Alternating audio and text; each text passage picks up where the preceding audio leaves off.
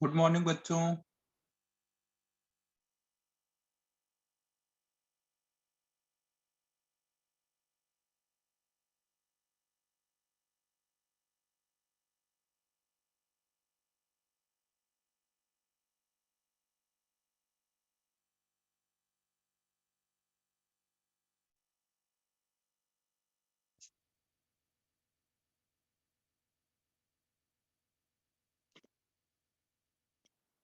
Last time मैंने जो homework दिया था वो हुआ कंप्लीट? कुछ प्रॉब्लम हुए उसमें से? थोड़ा डिफिकल्ट था लास्ट टाइम का होमवर्क।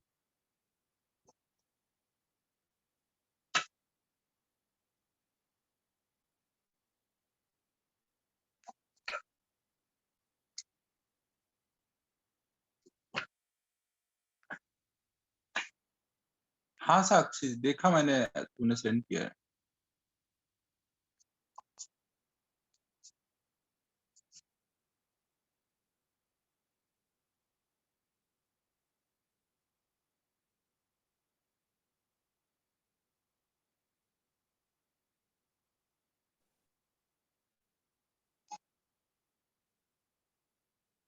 लास्ट टाइम के होमवर्क में कोई डाउट डिस्कस करना है या आगे पढ़ा जाए?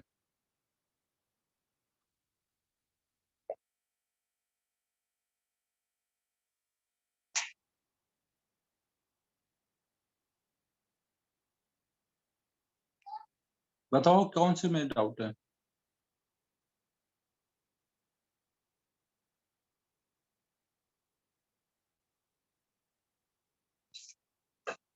इंटेक्स 2 का 2।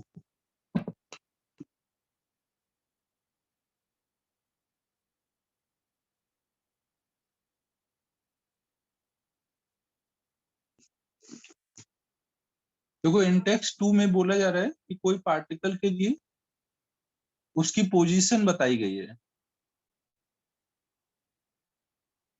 देखो, लास्ट टाइम मैंने ये बताया था ना कि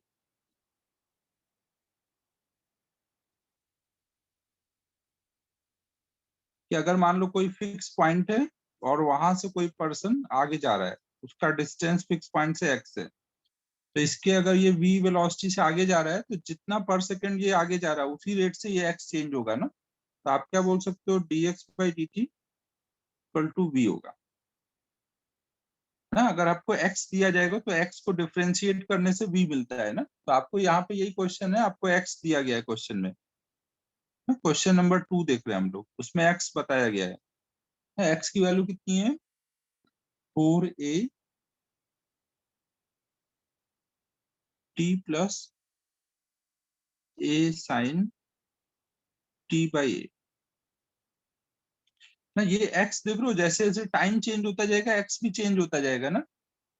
ये x जो है टाइम का फंक्शन है, ये x जो है टाइम का फंक्शन है। ठीक है बच्चों, समझ आ रहा है? यहाँ पे a जो है, a b c ये सब मैंने बताया ना कि जब भी आएंगे तो उनको कांस्टेंट पकड़ोगे। a b c कांस्टेंट है और x जो है टाइम का फंक्शन है। तो आपको क्या निकालना है? Velocity at time zero. तो आप यहाँ पे dx बाई डी टी निकालो।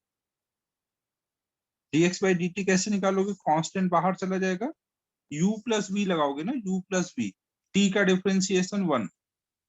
जब इसका डिफरेंशिएशन करोगे तो a बाहर चला जाएगा। Sine t by a, sine t by a का जब डिफरेंशिएशन करोगे तो पहले बाहर का फंक्शन है साइन, तो उसका डिफरेंशिएशन आएगा कॉस टी बाई ए। फिर इसके अंदर है टी बाई ए ना, टी बाई ए का डिफरेंशिएशन करोगे तो 1/a बाहर आ जाएगा, केवल t का डिफरेंशिएशन 1। अब इसमें टाइम को कब का आपको निकालना है? जब टाइम जीरो है तो टाइम को जीरो डाल दो। टाइम को जीरो डालोगे तो कितना आएगा? v equal to 4a 1 plus a. यहाँ टाइम को जीरो डालोगे तो कॉस जीरो आ जाएगा ना। कॉस जीरो कितना होता है? कॉस जीरो आ जाएगा, ये कट जाएगा। कॉस जीरो 1 होता है ना, तो ये आ जाएगा 4a 1 प्लस 1, तो 8a आ जाएगा।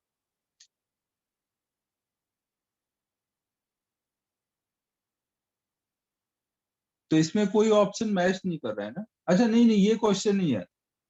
अच्छा, ये क्वेश्चन नहीं है। क्वेश्चन में पूछा गया है सॉरी टाइम जीरो नहीं डालना है, क्वेश्चन में पूछा गया कि वेलोसिटी जब जीरो है तब का टाइम बताना है। क्वेश्चन अलग है ना, थोड़ा मैंने गलत पढ़ लिया है, 1 मिनट।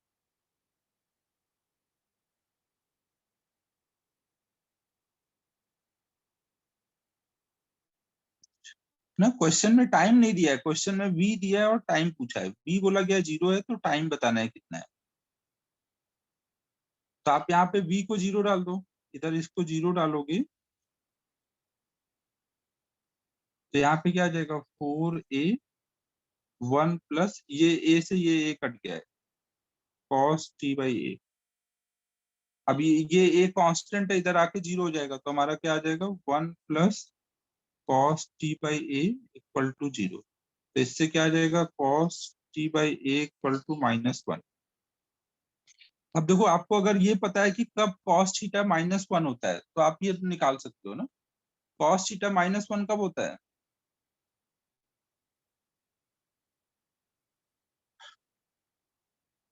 हाँ, जब cos थीटा में थीटा 180 डिग्री होगा, मतलब पाए बोलेंगे ना, 180 को पाए बोलते हैं रेडियन।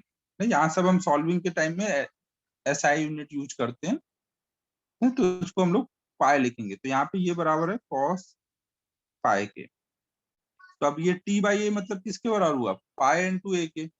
इसका मतलब है t/a ना, ये दोनों इक्वल होंगे तो टाइम आ जाएगा पाए इंटू ए।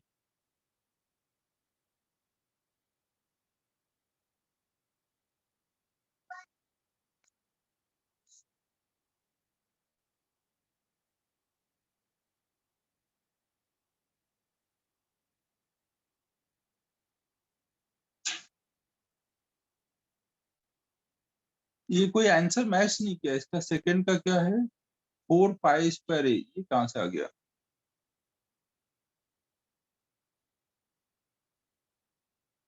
आंसर अच्छा देखो आपको किस टाइम पर ये मिल रहा है, वेलोसिटी जीरो कब है जब टाइम ये है।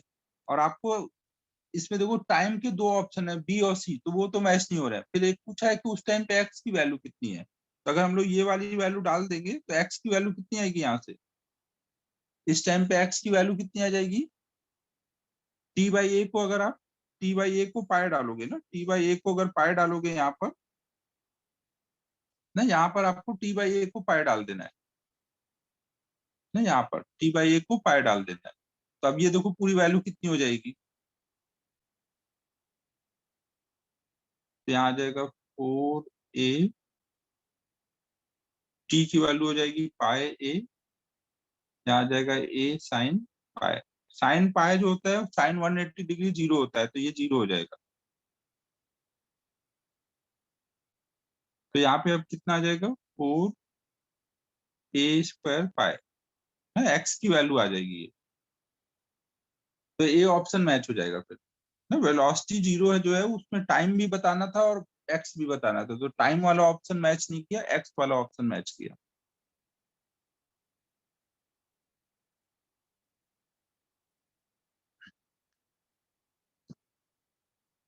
ठीक है बच्चों, समझ आया? ये सब थोड़ा काइनेमेटिक्स यहाँ पे यूज हो रहा है। अगर नहीं भी समझ आता है तो कोई दिक्कत नहीं है ना, ये सब काइनेमेटिक्स चैप्टर के बाद हो जाएगा क्लियर। अभी बस आप इतना समझ लो कि एक्स को डिफरेंशिएट करने से वी आता है ना, और पूछा गया था वी कब जीरो है। नोट करना है इसको।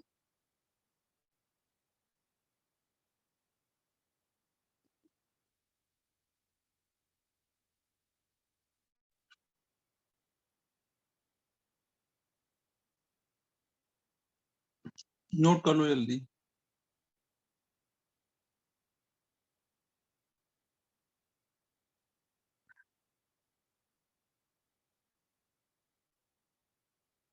फिर नेक्स्ट कौन सा है, सिक्स वाला?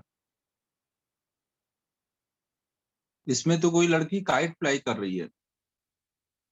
सिद्धि तू उड़ाती है क्या काइट? तू तो उड़ाती होगी पक्का। A girl flies a kite at a height of 300 feet. When carrying the kite horizontally away from her at a rate of 10 feet per second,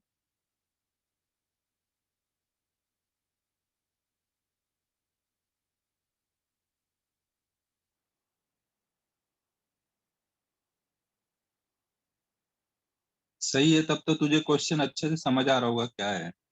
question में देखो क्या बोला गया है, कोई काइट फ्लाई कर रहा है, कोई गर्ल। मैं तो बहुत काइट उड़ाता था, मेरे को तो बहुत पसंद था। तो ये कोई गर्ल है ना, ये काइट फ्लाई कर रही है। तो इसमें देखो ये बोला गया कि अभी इस काइट की हाइट कितनी है, 300 feet. Wind carrying the kite fly kite horizontally away from her at a rate. और ये विंड, यहाँ पे विंड चल रही है, हाँ, ऐसे हवा चल रही है, तो ये इसको इधर ले जा रही है। किस रेट से हॉरिजॉन्टली ले जा रही है? 110, ये 10 फीट पर सेकेंड ले जा रही है ना, तो आप इसको बोलोगे ये हॉरिजॉन्टल डायरेक्शन की वेलोसिटी है।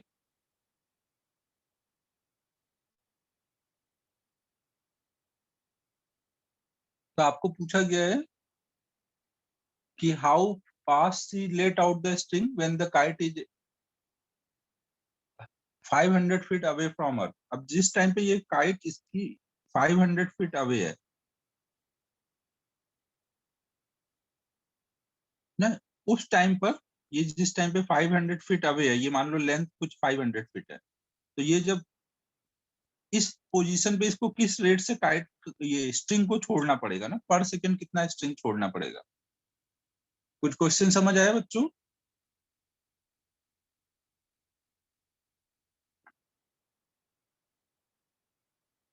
जब ये काइट ऐसे आगे बढ़ता जाएगा तो ये स्ट्रिंग की लेंथ बढ़ती जाएगी ना, तो पर सेकेंड स्ट्रिंग की लेंथ कितनी बढ़ती जाएगी, यही हमें निकालना है ना, डीएल बाई डी टी की वैल्यू निकालनी है।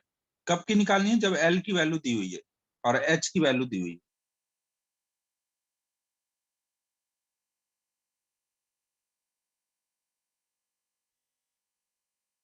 तो आप देखो, हम लोग ऐसे सोच सकते हैं, अगर मान लो मैं इसको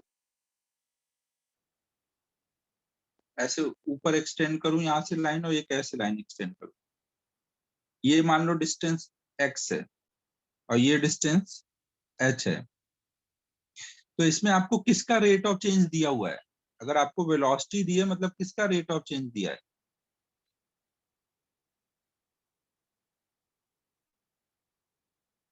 ना। अगर हमें वेलोसिटी दी है, मतलब एक्स का रेट ऑफ चेंज दिया है ना, ये एक फिक्स पॉइंट है, यहाँ से जैसे जैसे ये काइट इधर जाता जाएगा, एक्स चेंज होता जाएगा। तो आपको dx बाई डी टी दिया हुआ है, और पूछा क्या गया है, स्ट्रिंग की लेंथ किस रेट से बढ़ रही है ना, तो पूछा क्या गया है। अगर इसको एल बोलोगे ना, स्ट्रिंग की लेंथ को अगर एल बोलोगे, तो हमें क्या पूछा गया है?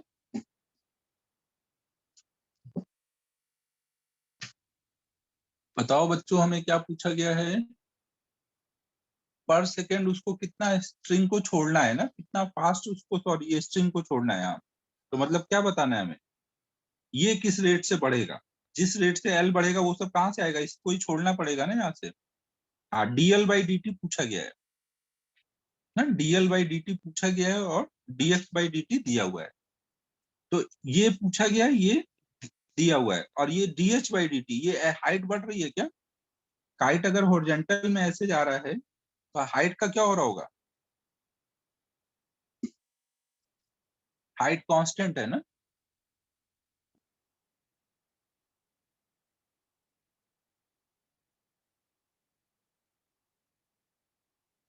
तो हम, अगर हमें डीएल बाई डी टी चाहिए, तो हम क्या करेंगे, इनके बीच में रिलेशन लिख देंगे। इनके बीच में रिलेशन क्या लिख सकते हैं? H square plus X square equal to L square. ये होगा ना पाइथागोरस से। अब अगर हम दोनों साइड में डिफ्रेंशिएट कर दें, तो हमें क्या मिल जाएगा? एच स्क्वायर का डिफ्रेंशिएशन कितना होगा? अगर हम दोनों साइड में टाइम के रिस्पेक्ट में डिफ्रेंशिएट कर दें, तो यहाँ आ जाएगा D by D T of H square plus D by D T of X square equal to D by D T of L square. तो एच का तो डिफरेंशिएशन जीरो हो जाएगा। एक्स स्क्वायर का डिफरेंशिएशन टी के respect में करेंगे, तो कैसे करना पड़ेगा? डी एक्स स्क्वायर अपॉन में D X into D x by D T ना, डी एक्स से ऊपर नीचे मल्टीप्लाई करना पड़ेगा। और यहाँ पे क्या करना पड़ेगा? डी एल स्क्वायर अपॉन में D L into d l by. अब यहाँ पे देखो क्या आ जाएगा, ये आ जाएगा 2x into D x by D T equal to आ जाएगा 2l into d l by d. क्या हमें x गिवन है? क्या हमें x गिवन है अभी?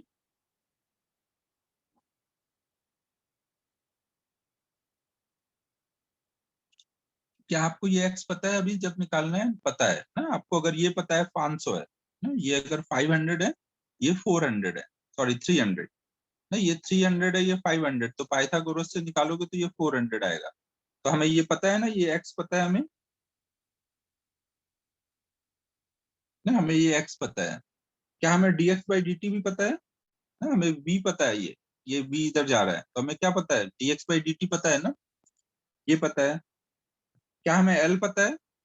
जिस टाइम पे निकालना है उस टाइम का l दिया हुआ है ना, तो हमें l भी पता है। और निकालना क्या था? dl by dt। तो इसमें अब बाकी सब पता है, एक dl बाई dt निकालना है, तो हो जाएगा क्या अभी?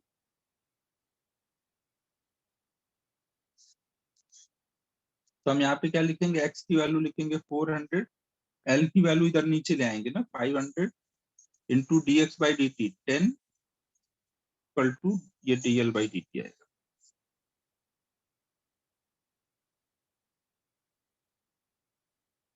तो ये आ जाएगा 8 फीट पर सेकेंड, मतलब लड़की को 8 फीट स्ट्रिंग पर सेकेंड छोड़ना पड़ेगा ना, माझा जो होगा उसको 8 फीट 1 सेकेंड में छोड़ना पड़ रहा होगा।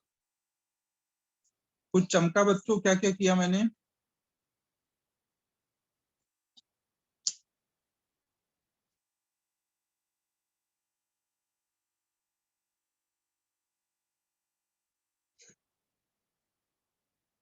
कर लो नोटिस को,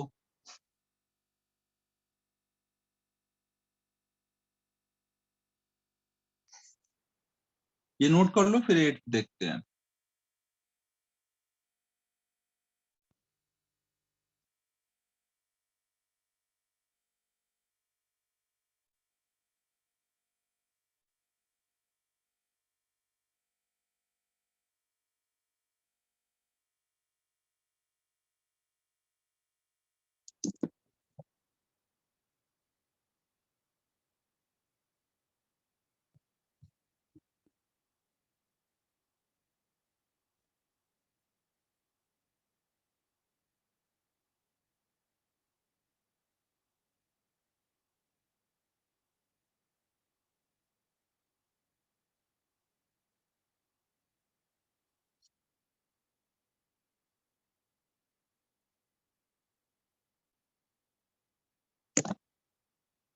जानवी, एक्स निकालने के लिए हम लोगों को एडवांस मैथमेटिक्स लगाना पड़ेगा।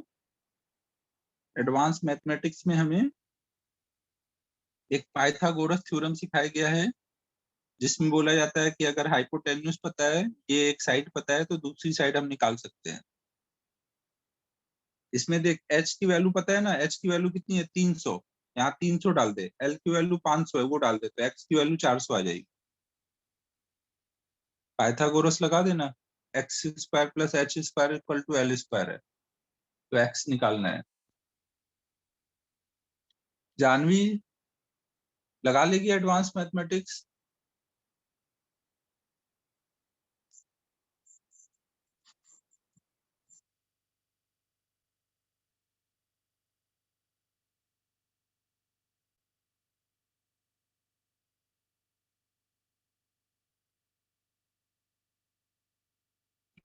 जानवी समझा क्या?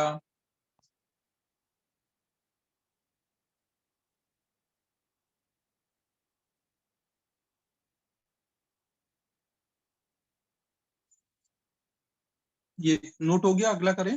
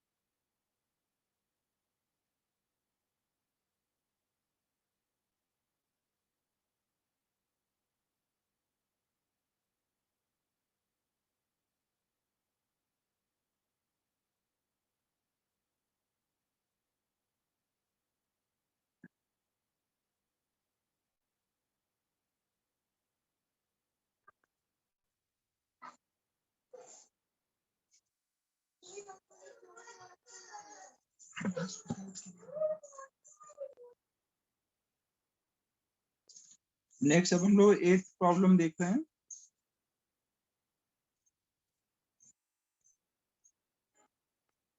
जो प्रॉब्लम नंबर 8 में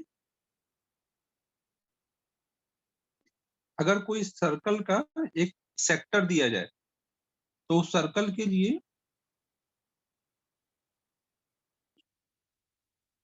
ना ये जो लेंथ होती है इसको आर्क लेंथ बोलते हैं ना, ये आर्क लेंथ या फिर पेरीमीटर बोलते हैं इसको ना। इस पार्ट की जो लेंथ होगी उसको आर्क लेंथ बोलते हैं या फिर पेरीमीटर ऑफ सेक्टर बोलेंगे।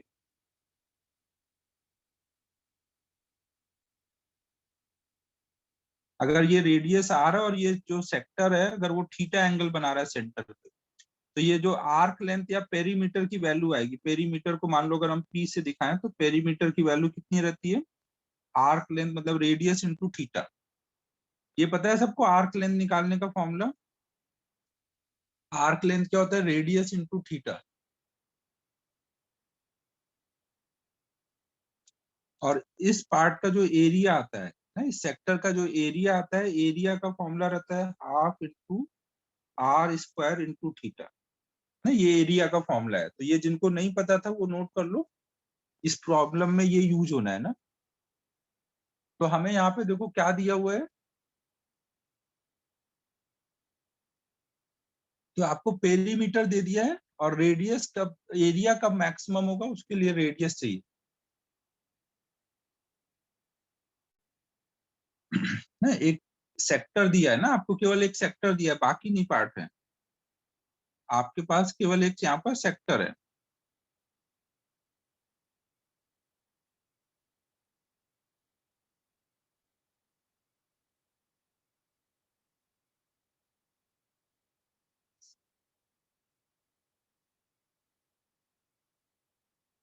ना आपको केवल एक सेक्टर दिया हुआ है ना।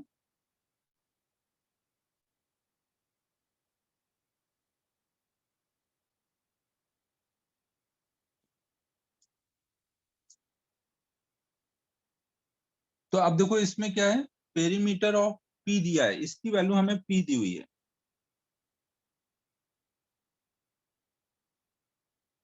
और हमें पूछा गया है कि सेक्टर का एरिया कब मैक्सिमम होगा। तो अगर हमें पी दिया है तो हम पी के टर्म में अगर यहाँ पे लिखें तो इसको हम कितना लिख सकते हैं, एरिया को हमें पेरीमीटर के टर्म में लिखना पड़ेगा ना।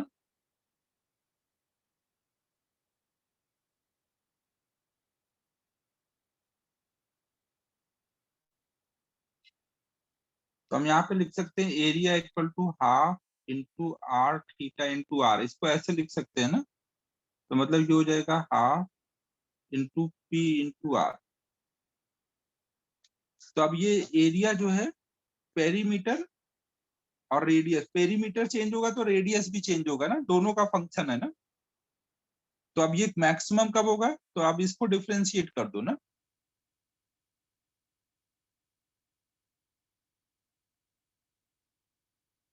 सॉरी यहाँ पे देखो पेरीमीटर फिक्स है, सॉरी गलत बोल दिया मैंने। पेरीमीटर तो क्वेश्चन में दिया हुआ है ना कि पी है, तो ये चेंज नहीं करा सकते ना। रेडियस आप चेंज कराओगे तो थीटा चेंज करेगा, आर चेंज होगा, थीटा चेंज होगा, बट इनका प्रोडक्ट पेरीमीटर चेंज नहीं होगा।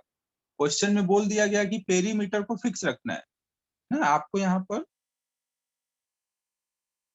इस लेंथ को फिक्स रखना है ना। अगर आप रेडियस छोटा करोगे तो थीटा बढ़ाना पड़ेगा ना, ये लेंथ फिक्स रहनी चाहिए, ये प्रोडक्ट फिक्स रहेगा ना।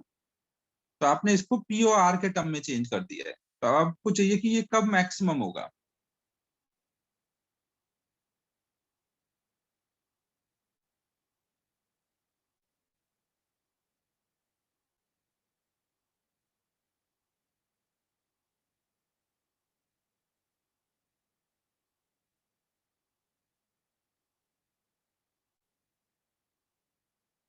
ये क्वेश्चन यही है ना, कुछ और तो नहीं है इसमें। ये है कि area of sector is maximum when its radius is,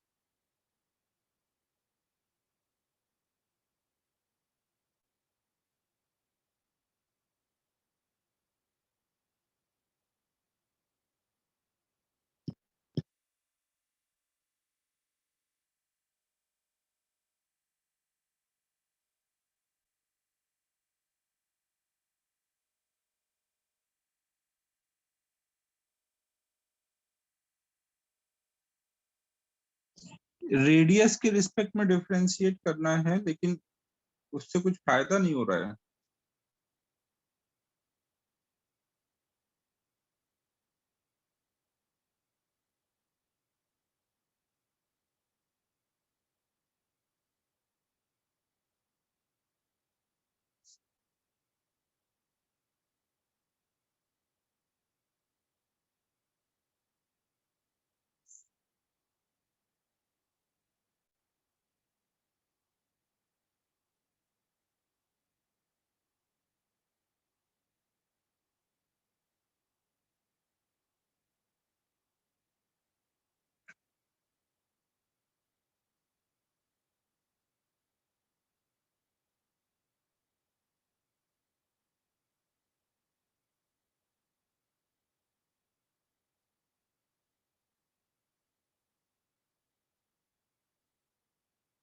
यार ये क्वेश्चन थोड़ा सा क्लियर नहीं हो रहा है, मैं इसको थोड़ा सोचता हूँ फिर बताता हूँ ना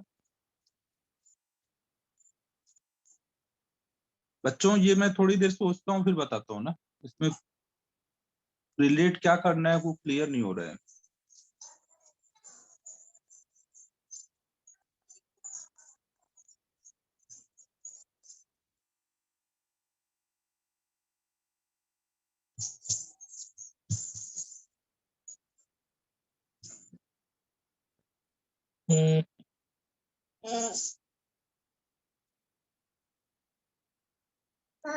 ठीक है, फिर नेक्स्ट कौन सा बताना है? 10th वाला।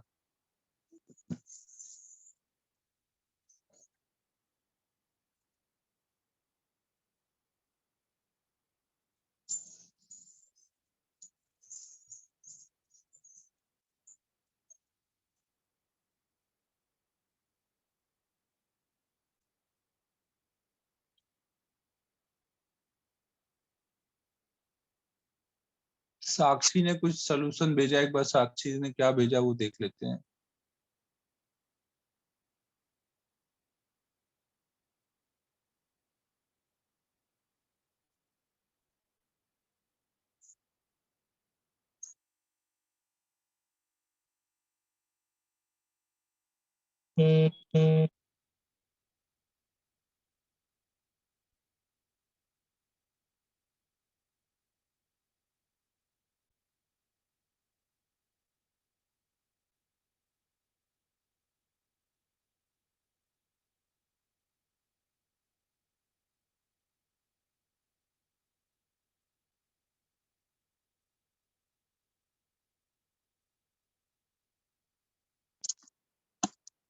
साक्षी तूने पेरीमीटर का फॉर्मूला लिखा है 2r+s, ये क्या है?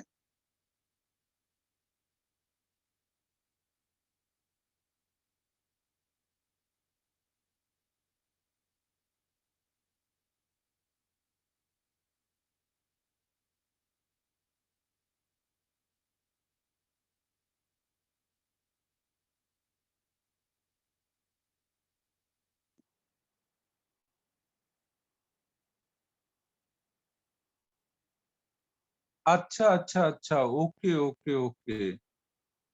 अच्छा, क्वेश्चन समझ आया, ओके।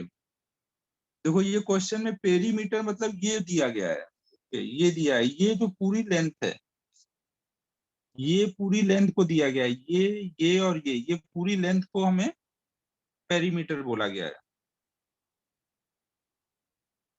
ठीक है बच्चों, क्वेश्चन में देखो हमें क्या दिया गया है, ये पूरी लेंथ दी है, इसको पेरीमीटर बोला गया है। सेक्टर का पेरीमीटर मतलब पूरा ये बाउंड्री जो है, इसकी पूरी बाउंड्री की लेंथ।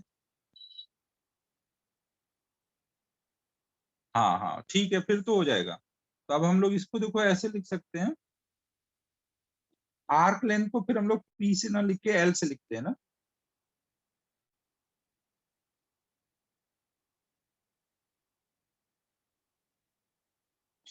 तो अब ये लेंथ एल है, ये आर है, तो पूरे ये बाउंड्री की लेंथ कितनी हो जाएगी, ये पेरीमीटर कितना हो जाएगा पूरा?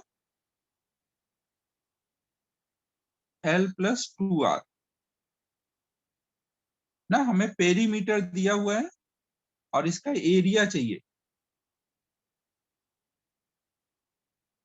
तो अब हम लोग क्या कर सकते हैं, यहाँ पर एरिया को देखो, हम लोग R × थीटा को L लिख दिए है ना, तो यहाँ पे हमें P दिया हुआ है ना, और हमें आर का टर्म में ये फंक्शन बनाना है, तो हम इसको ऐसे लिख देंगे a इक्वल टू 1/2 एल की लिख देंगे p माइनस 2r। तो हमारा देखो a आ गया as a function of r ना, इससे हमें a मिल जाएगा as a function of r। इसमें p तो दिया है ना, वो कांस्टेंट है, पेरीमीटर एक गिवन p दिया है कुछ।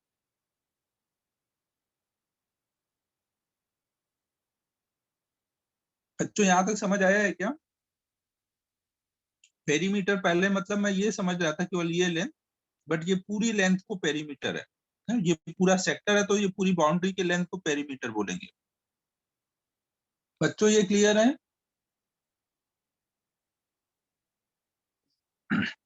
देखो जब आपको केवल ऐसे लिख दिया जाए, जैसे आपको बोला जाए कि एक रेक्टेंगल है उसका पेरीमीटर, तो आप पूरी बाउंड्री की लेंथ निकालते हो ना।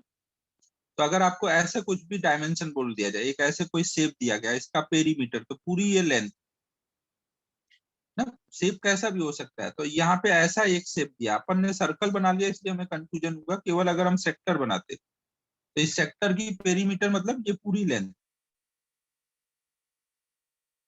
हाँ, 2r को भी लेना है ना, तो वही किया है यहाँ पे। देखो ये 2r को भी लेना है, l+2r आर्क लेंथ को l बोला गया है, तो l+2r लेना है।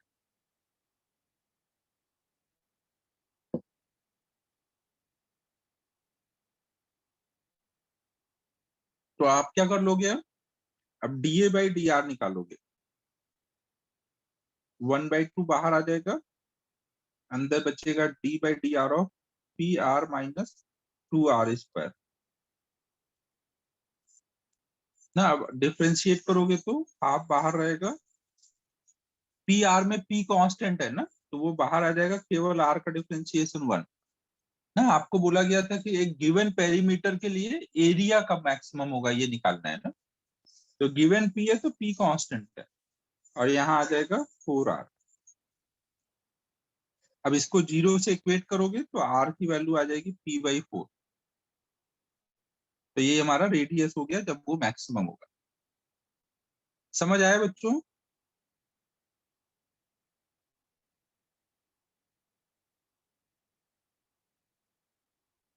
बच्चों को समझ आ रहा है या सब बाउंस कर रहा है?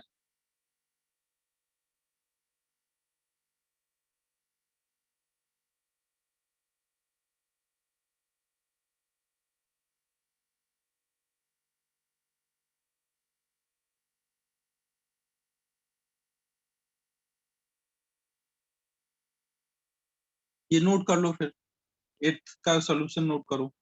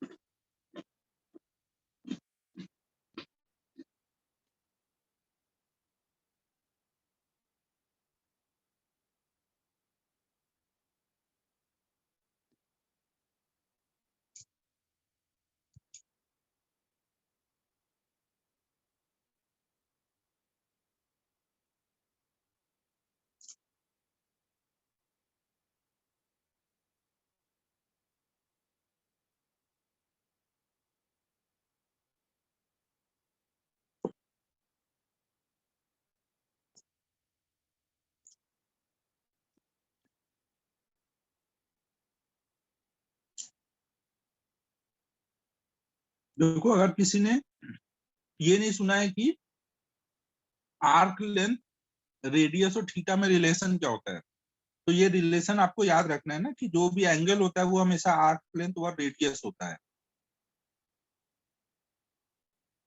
आप सोचो अगर पूरा सर्कल पूछे जाए कि पूरा सर्कल सेंटर पे कितना एंगल बना रहा है,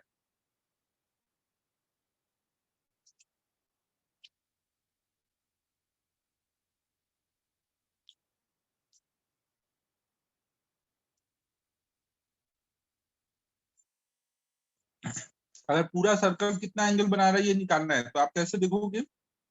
पूरे सर्कल का आर्क लेंथ कितना बोलोगे? 2 पाई आर। तो 2 पाई आर अपॉन आर कट के हो जाएगा 2 पाई। 2 पाई 360 डिग्री होता है ना।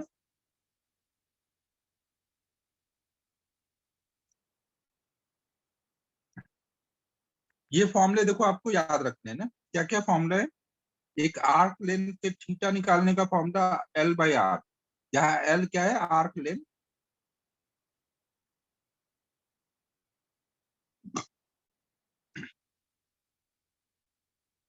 इसीलिए मैं बोल रहा था ये सब क्वेश्चन थोड़े टफ जाएंगे, क्योंकि इनमें क्या है, कुछ ऐसे फॉर्मूले हैं जो अभी आप लोगों ने पढ़ा नहीं है ना। अदरवाइज डिफरेंशिएशन या मैक्सिमा मिनिमा के पॉइंट ऑफ व्यू से सोचोगे तो कुछ भी नहीं था। मैक्सिमा मिनिमा तो इतना ही था ना कि ए अगर आर का फंक्शन दे दिया जाए तो कब किस आर पे ए मैक्सिमम होगा। अभी बस हमें इसकी प्रैक्टिस करनी है ना। ये सब तो एक्स्ट्रा नॉलेज अब लग रहा है, इसलिए मैं बोल रहा था कि ये थोड़ा टफ जाएगा, इनका कोई टेंशन नहीं लेना ना। ये सब धीमे धीमे आप आगे पढ़ते जाओगे, आता जाएगा। अभी मेन हमने क्या पढ़ा है? Maxima minima. तो वो आना चाहिए कि a as a function of r लिखा हुआ है, तो आगे सॉल्व करना।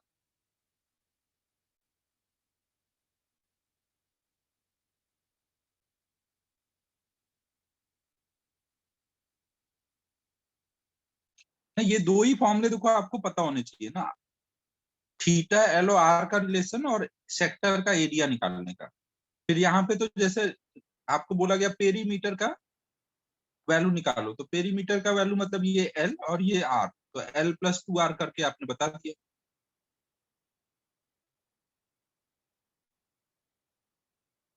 ना। फिर हमने यहाँ से एल की वैल्यू डाल दी ना, ए इक्वल टू यहाँ पे ये लिखा, फिर एल की वैल्यू यहाँ से डाल दी।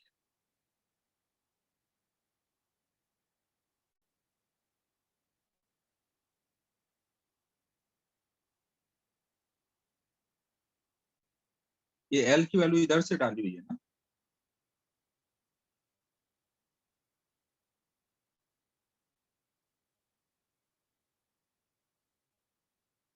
ये दोनों फॉर्मूले लिख लो ना, ये फॉर्मूले। अभी वैसे हम लोग आगे जब वो पढ़ने वाले हैं यूनिट एंड डायमेंशन, तो वहां पे ये एंगल के बारे में पढ़ते हैं ना, एंगल को कैसे डिफाइन करते हैं। ये अगले चैप्टर में आने वाला है एंगल वगैरह। और 10th और बता दूं ना।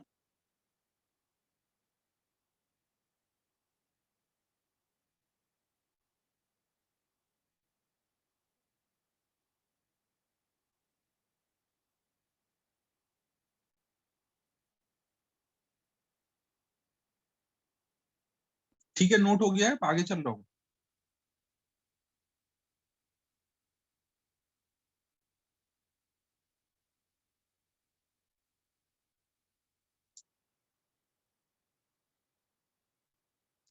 राइट एंगल ट्रायंगल है जो base 6 centimetre, height 8 centimetre.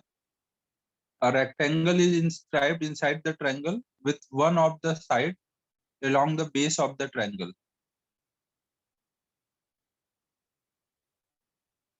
If the length of the side for which area of rectangle is maximum area and B, then A plus B बताना है। A क्या है इसमें?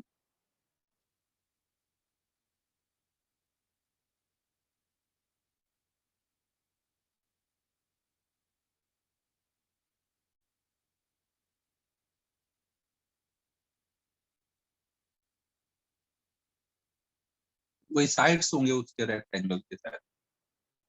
तो वो आपको ये क्वेश्चन दिया हुआ है इसमें कि एक राइट एंगल ट्रायंगल है और इसमें हमें एक रेक्टेंगल बनाना है। एक रेक्टेंगल बनाना है, तो आप देख रहे हो अगर आप रेक्टेंगल ऐसे बनाओगे ना। अगर आप हाइट बढ़ाने जाओगे तो आपको ये कम करना पड़ेगा, इसके अंदर ही रखना है ना रेक्टेंगल, तो बेस कम हो जाएगा। अगर आप बेस बढ़ाने जाओगे ना तो आपका हाइट कम हो जाएगा। तो रेक्टेंगल आपको ऐसा बनाना है कि एरिया मैक्सिमम मिले। समझ आ रहा है बच्चों? इसके अंदर हमें एक ऐसा रेक्टेंगल बनाना है कि उसका एरिया मैक्सिमम मिले।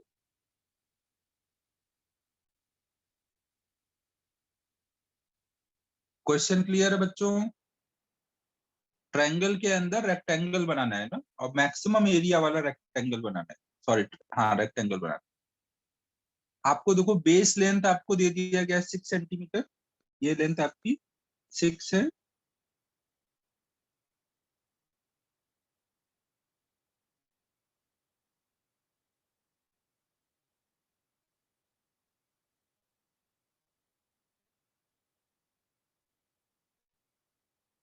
सब कुछ यहाँ सेंटीमीटर में है ना, और हाइट ये 8 सेंटीमीटर है। तो हम लोग मान लेते हैं कि हमने कोई ये एक रेक्टेंगल बनाया है इसके अंदर, ये पूरा एक रेक्टेंगल बनाया हुआ है, जिसकी ये वाली लेंथ हमने मान ली कुछ एक्स है, और ये वाली लेंथ कुछ मान ली वाई है। तो इस रेक्टेंगल का एरिया कितना बोलोगे? एक्स इंटू वाई बोलेंगे ना। रेक्टेंगल का एरिया मतलब ये वाला एरिया, एक साइड एक्स मान लिया, एक साइड वाई मान लिया ना। अब अगर हम इस एरिया को या तो एक्स के टर्म में लिख दें या वाई के टर्म में, तो एरिया फंक्शन ऑफ एक्स या वाई आ जाएगा। फिर मैक्सिमा मिनिमा लगा देंगे। अब एरिया है जब फंक्शन ऑफ एक्स, हम कैसे लिख सकते हैं? देखो आपको ये पता है कि यहाँ पे अगर मैं ये वाला ट्रायंगल देखूं, ये बड़ा वाला ट्रायंगल देखूं, ये बड़ा वाला ट्रायंगल और ये जो छोटा वाला ट्रायंगल है, क्या ये दोनों में कुछ है रिलेशन? ये बड़े वाले ट्रायंगल और ये छोटे वाले ट्रायंगल, कोई रिलेशन है क्या? वेरी गुड, सिमिलर ट्रायंगल है ना, ये सिमिलर ट्रायंगल है। तो क्या हम इनके लिए लगा सकते हैं कि दोनों ट्रायंगल के हाइट और बेस का रेशियो सेम होगा? ना, ये लगा सकते हैं। तो बड़े वाले ट्रायंगल के लिए हाइट अपॉन बेस बराबर होगा छोटे वाले ट्रायंगल के लिए हाइट। छोटे वाले ट्रायंगल का हाइट कितना है? वाई है। बेस कितना है? ये पूरा 6 है, ये एक्स है, तो इस ट्रायंगल का बेस 6 - x ना। ये 8/6 मतलब कितना आ जाएगा? ये आ जाएगा 4/3। तो आप इससे y की वैल्यू कितनी डाल सकते हो?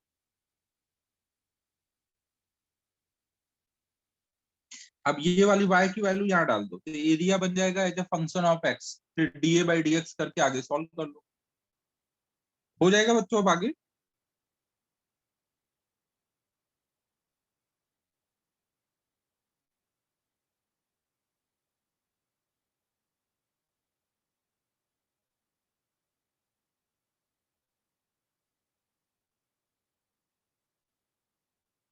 ना, a जब as a function of x आ जाएगा तो dA/dx करके मैक्सिमा निकाल लेना किस x पे होगा। फिर आपको वही x प्लस वाई की वैल्यू पूछी गई है ना। ये दोनों साइड x और y को ही a b बोला गया है, तो x प्लस वाई पूछा गया है। ठीक है, अब आगे चलें, इनडेफिनेट इंटीग्रेशन पढ़े।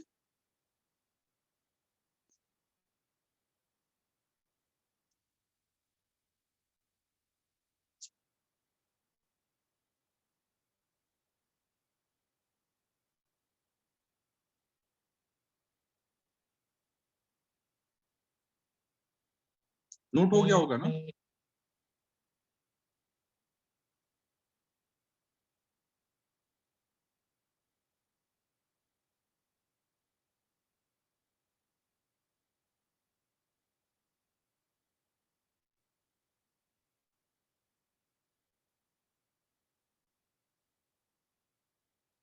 तो देखो अभी हम लोग इंटीग्रेशन पढ़ रहे हैं ना। इंटीग्रेशन में हमने अभी तक सोहम यार, अब रिकॉर्डिंग देख लेना ना भाई, सब रिकॉर्ड हो रहा है ना, जहां पे छूटा उतनी पार्ट का रिकॉर्डिंग देख लेना। चलेगा क्या? सोहम तूने तो शायद लेट भी ज्वाइन किया है ना।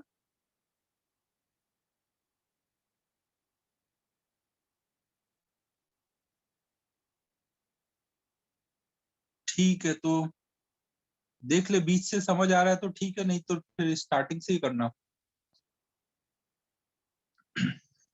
तो देखो हम लोग इंटीग्रेशन इस अभी देख रहे हैं ना, इंटीग्रेशन में हमने क्या क्या देख लिया। इंटीग्रेशन होता क्या है, ये क्या है, it is reverse process of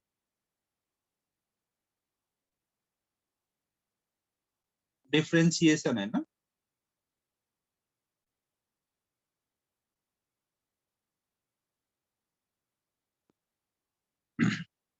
इसका सिंबल क्या रहता है, ऐसे स्नेक टाइप का बनाएंगे, डीएक्स लिखेंगे, फिर उसके बीच में जिसको भी इंटीग्रेट करना है, वाई को इंटीग्रेट करना है तो ऐसे इंटीग्रल का साइन और डीएक्स लिख के उसके बीच में ना। फिर अब इंटीग्रेशन करने के लिए हमें क्या क्या आना चाहिए। इंटीग्रेशन करने के लिए हमें दो चीजें पता होनी चाहिए, एक तो क्या क्या फॉर्मूले होंगे और इसके क्या क्या रूल्स होंगे। तो लास्ट क्लास में हमने सारे फॉर्मूले नोट कर लिए थे, याद है सबको ना, लास्ट क्लास में हमने सारे फॉर्मूले नोट किए थे और फॉर्मूले पे कुछ क्वेश्चन वगैरह दिए थे, वो आपको कर लेना था। अब हम लोग आज पहले ये रूल्स समझते हैं, रूल्स क्या क्या होंगे, फिर इन दोनों को कंबाइन करके इन पे प्रॉब्लम करते हैं। तो हम लोग अब नेक्स्ट पार्ट स्टार्ट कर रहे हैं, यहाँ पे रूल्स क्या क्या होंगे। तो सबसे पहला रूल, अगर कभी इंटीग्रेशन के टाइम पर कोई कांस्टेंट आ जाता है, मान लो u जो है आपका फंक्शन है जिसको इंटीग्रेट करना है, और आपका कोई c कांस्टेंट आ गया, तो आप कांस्टेंट को बाहर कर दोगे और फिर अंदर u को इंटीग्रेट करोगे। जैसे एग्जांपल में मान लो आपको मिला 5x³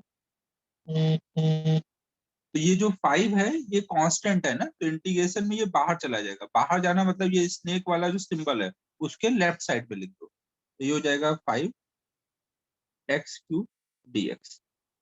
अब आप इसको सॉल्व कर सकते हो, इसके लिए आप फॉर्मूला लगाओगे। फॉर्मूला क्या है, अगर x के पावर में n है तो पावर में एक ऐड करके नए पावर से डिवाइड कर देना है, तो ये कितना हो जाएगा 5, 3 + 1 4, तो नया पावर 4 हो गया। प्लस ये हर बार इंटीग्रेशन में एक c ऐड करते हैं ना, तो ये हो जाएगा 5/4 x के पावर 4 + 3। ठीक है बच्चों, पहला रूल क्लियर है सभी को।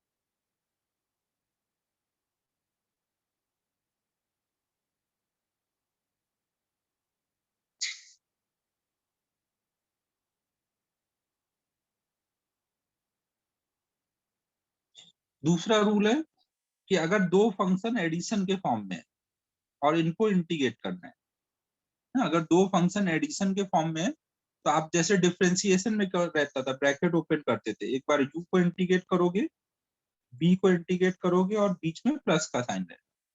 अगर यहाँ पे माइनस होता तो यहाँ पे भी माइनस रहेगा ना। जैसे मान लो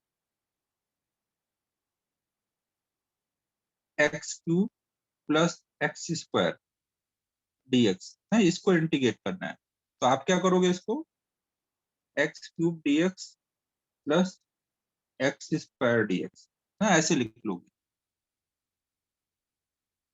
ना, ब्रैकेट ओपन करके x³ का इंटीग्रेशन, x² का इंटीग्रेशन और बीच में प्लस वाला सिंबल।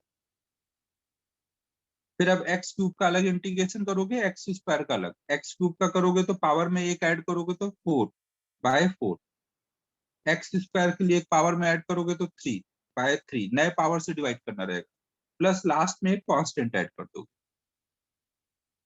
समझ आया बच्चों सेकेंड रूल।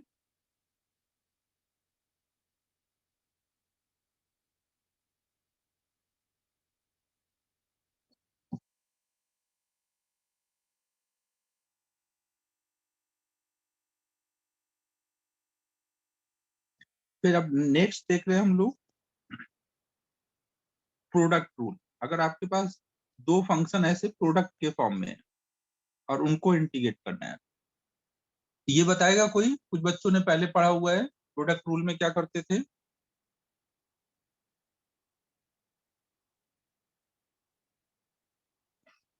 प्रोडक्ट रूल कोई बताएगा।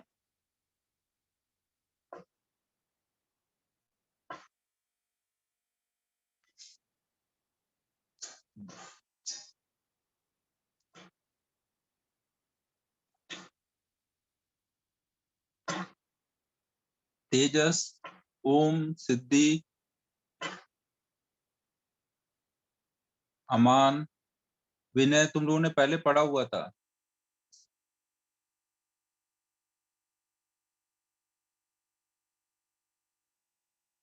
नहीं बताने वाले?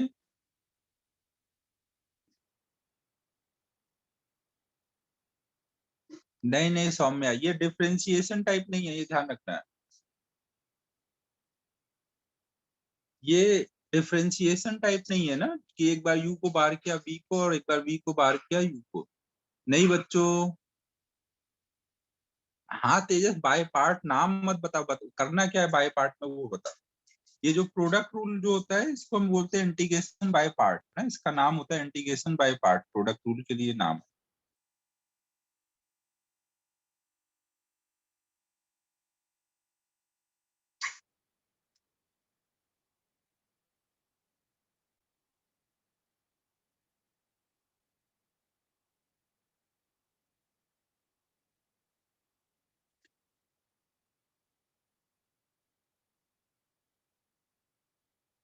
फर्स्ट फंक्शन और सेकंड फंक्शन से करते हैं। फॉर्मूला याद है? फर्स्ट फंक्शन और सेकंड फंक्शन से क्या करते थे?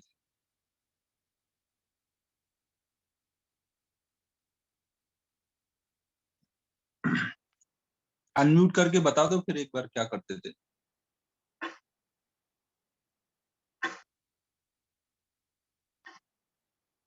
हेलो। हाँ तेजस बोलो। सेकेंड फंक्शन का इंटीग्रेशन इनटू फर्स्ट फंक्शन वैसा ही रखने का, minus integration of second function into differentiation of first function. और फिर उसके बाद फिर से इंटीग्रेशन करेंगे। हाँ हाँ ठीक है। तो देखो ये क्या है, इस देखो यहाँ पे जो प्रोडक्ट रूल होता है,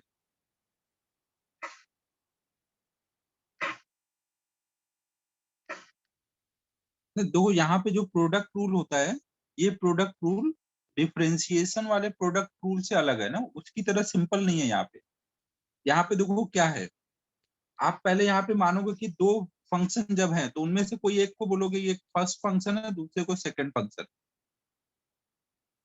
आप किसको फर्स्ट बोलेंगे किसको सेकंड वो मैं अभी आगे बताता हूँ ना, बट कोई को बोलोगे फर्स्ट और कोई दूसरे फंक्शन को बोलोगे सेकंड फंक्शन।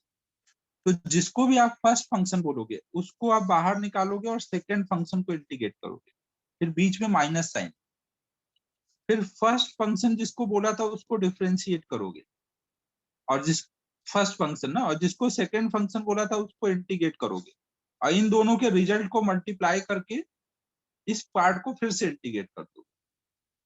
तो दिख रहा है कि कितना सिंपल है ये अपना इंटीग्रेशन का प्रोडक्ट रूल। एकदम सिंपल है ना बच्चों?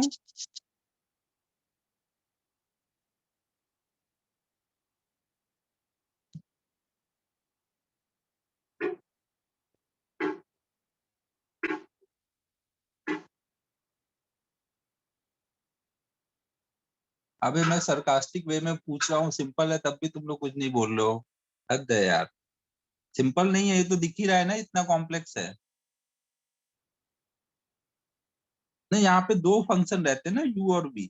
तो एक फंक्शन को बाहर निकालना रहता है और दूसरे फंक्शन को इंटीग्रेट करना रहता है। फिर माइनस साइन, फिर फर्स्ट फंक्शन को डिफरेंशिएट, सेकंड को फिर से इंटीग्रेट, फिर दोनों का प्रोडक्ट का फिर से इंटीग्रेशन, इतना करना रहता है।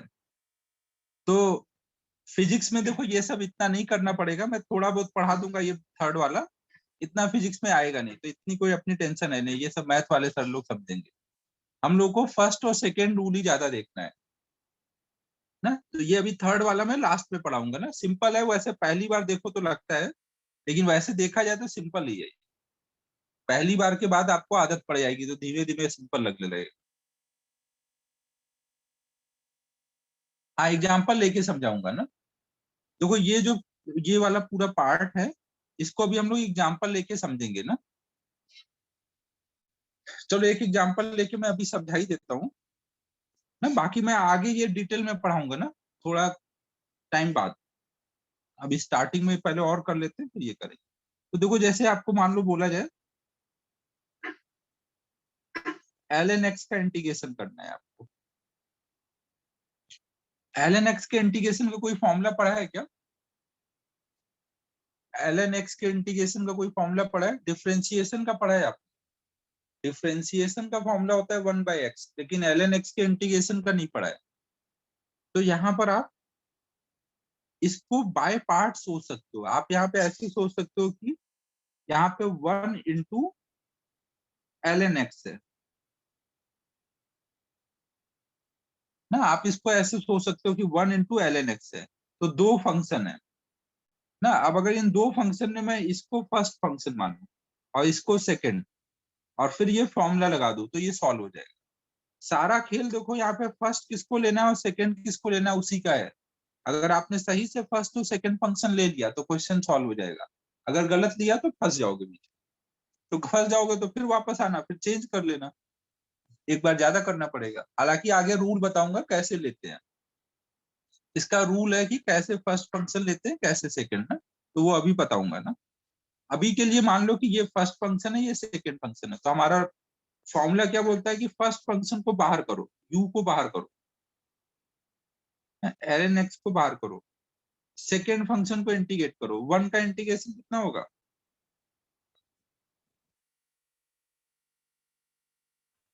कुछ समझ आया बच्चों? ये x हो जाएगा ना। फिर फर्स्ट फंक्शन को डिफरेंशिएट करो। फर्स्ट फंक्शन का डिफरेंशिएशन कितना होगा? ln x का डिफरेंशिएशन 1/x होगा ना, फर्स्ट फंक्शन का डिफरेंशिएशन। फिर सेकंड का इंटीग्रेशन, 1 का इंटीग्रेशन कितना होगा? सेकंड का इंटीग्रेशन मतलब x, फिर दोनों को मल्टीप्लाई करके उसका इंटीग्रेशन।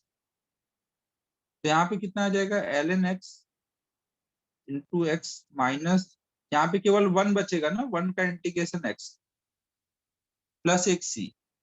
तो हमारा ये आ गया x ln x minus x plus c। नहीं, ये इसका आंसर। ये अगर अभी समझ आया तो अच्छी बात है, नहीं समझ आया तो बहुत अच्छी बात है ना। ये अभी हम आगे समझ लेंगे। अभी जस्ट मैंने एक एग्जांपल दिया आपको, आगे अभी हम लोग पढ़ने वाले हैं। बच्चों को समझ आया? 1 और ln x था, ln x को फर्स्ट फंक्शन माना था। तो फर्स्ट फंक्शन क्या होता है? पहले बाहर जाता है, और सेकेंड फंक्शन का इंटीग्रेशन होता है। 1 का इंटीग्रेशन केवल 1 मतलब केवल dx है, तो x हो जाएगा। फिर फर्स्ट फंक्शन का डिफरेंशिएशन करना है, सेकेंड फंक्शन का इंटीग्रेशन करना है, दोनों मल्टीप्लाई करके फिर से इंटीग्रेशन कर देना है।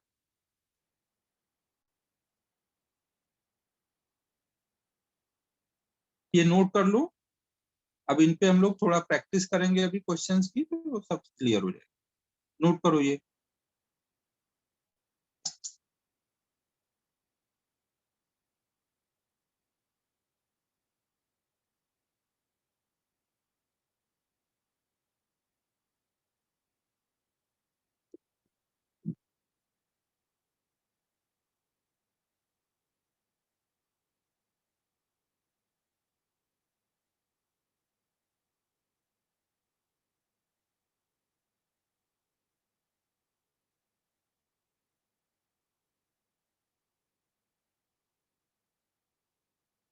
ये भी हो गया थर्ड वाला, प्रोडक्ट रूल या फिर इंटीग्रेशन बाय पार्ट बोलते हैं, ये भी नोट हो गया।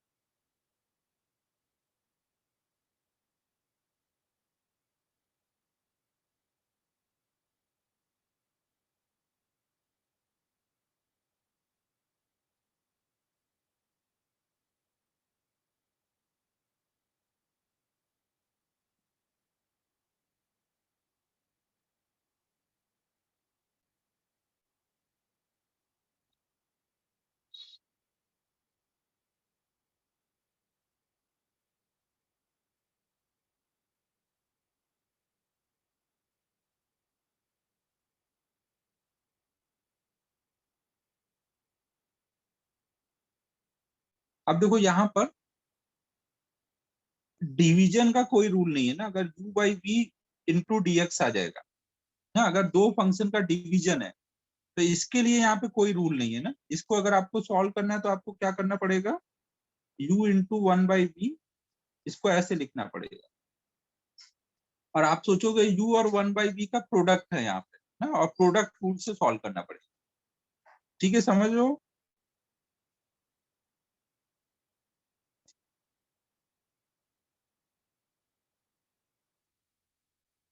डिवीजन के लिए इंटीग्रेशन में कोई रूल नहीं है ना, अगर u/b आएगा तो u इंटू 1/b करके प्रोडक्ट रूल से आपको सोचना रहे। तो फोर्थ वाला ये ऐसे करेंगे। फिर एक और हमें रूल देखना रहेगा अभी यहाँ पे, इंटीग्रेशन का एक मेथड, इंटीग्रेशन बाय सब्स्टिट्यूशन।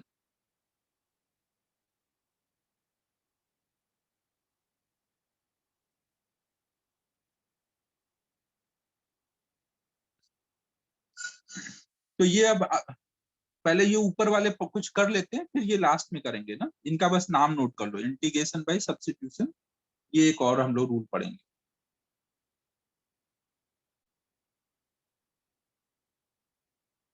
अब हम लोग कुछ पहले बेसिक क्वेश्चन कर लेते हैं, फिर इन सब पे आएंगे।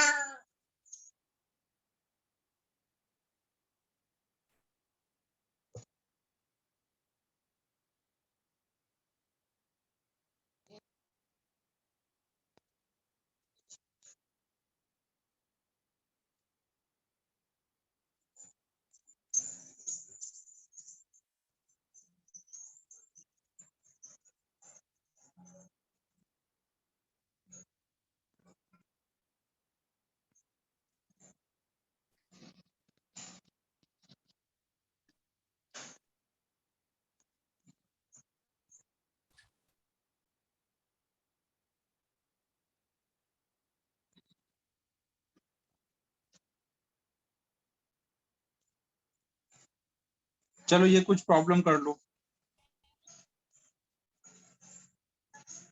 ये ट्राई कर लो, फिर हम लोग एक साथ डिस्कस करते हैं।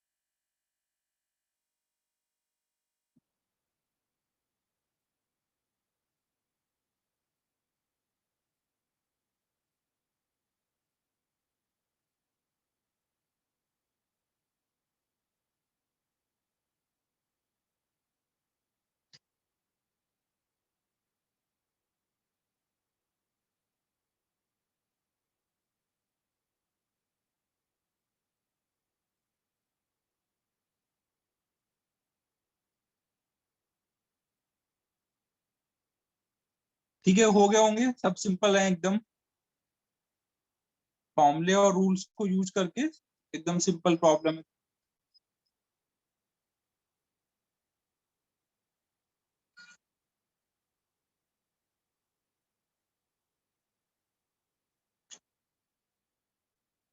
फर्स्ट वाले में क्या होगा, एक्स स्क्वायर प्लस 2x है, तो पहले हम लोग यहाँ पे एडिशन वाला रूल लगाएंगे, तो इसको जब हम ओपन करेंगे तो लिख लेंगे x square dx plus 2x dx। फिर एक्स स्क्वायर का इंटीग्रेशन कितना होगा, x³ 3, पावर में 1 ऐड किया और नए पावर से डिवाइड कर दिया। अब 2x को इंटीग्रेट करना होगा तो 2 को बाहर करना रहेगा ना, 2 को बाहर करेंगे, और केवल x लिखा है मतलब x का पावर कितना है, केवल x लिखा है मतलब x का पावर 1 है ना, तो उसमें एक 1 ऐड करेंगे तो x के पावर 2 हो जाएगा, फिर नए पावर से डिवाइड कर देंगे प्लस c, तो हमारा आंसर कितना आ जाएगा, x³ 3 plus X square plus 3। ठीक है, एकदम सिंपल क्वेश्चन है ये सब।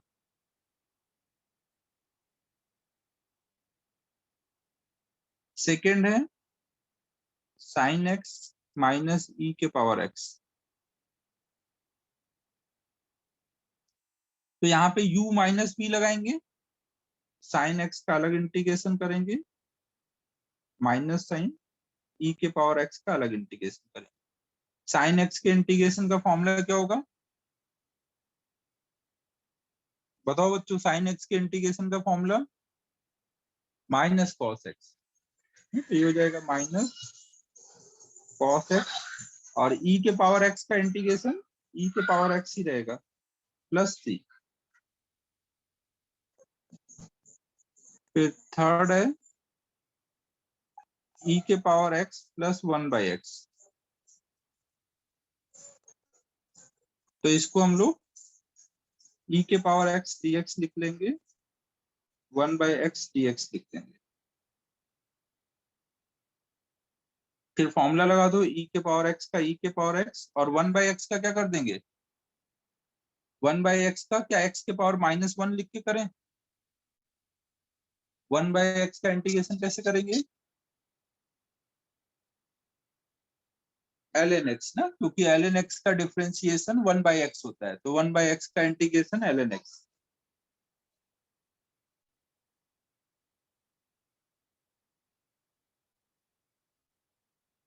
फिर next 1/x plus 1/x² plus 1/x³, तो इसमें सबको x के पावर n के टर्म में लिखेंगे, बस 1/x को छोड़ के, तो ये हमारा क्या हो जाएगा, 1/x dx प्लस 1/x² को लिख लेंगे x के पावर -2 dx प्लस x के पावर -3 dx।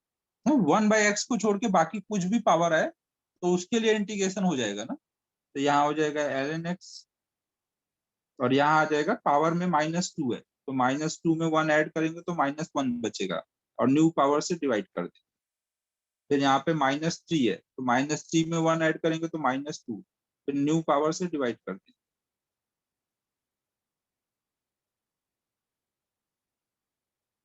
तो अब देखो ये कितना हो जा रहा है, ln x -1/x -1/2x² plus 3 है, ये तो लिखना सबको आता ही होगा, इसमें तो कुछ समझाने जैसा नहीं।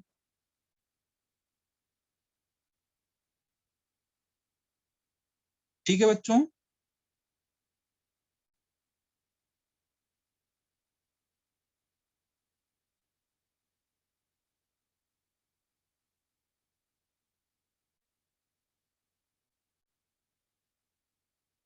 फिर नेक्स्ट सम है 5 sin x plus 1/2 cos x,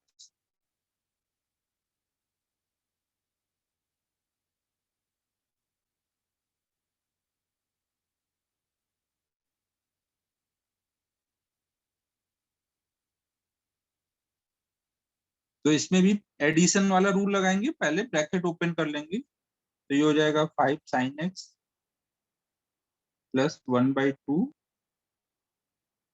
cos x। अब 5 तो कांस्टेंट है ना, तो 5 बाहर जाएगा, अंदर केवल बचेगा साइन एक्स का इंटीग्रेशन, यहाँ एक्स लिखना रहेगा।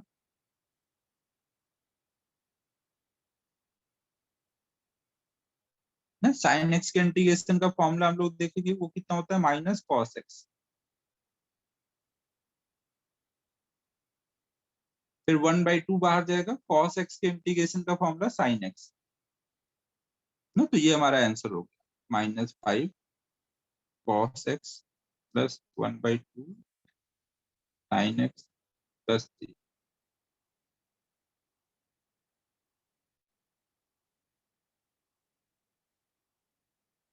अगला सम कौन सा है, सेक एक्स tan x/2।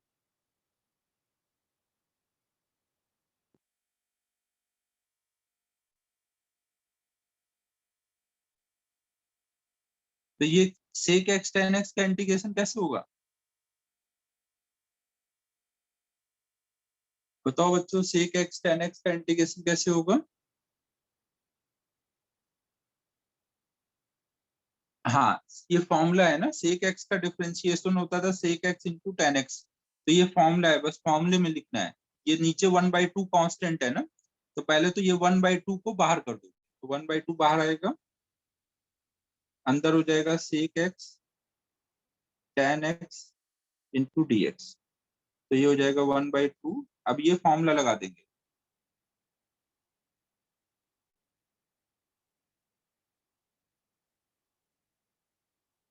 फिर अगला है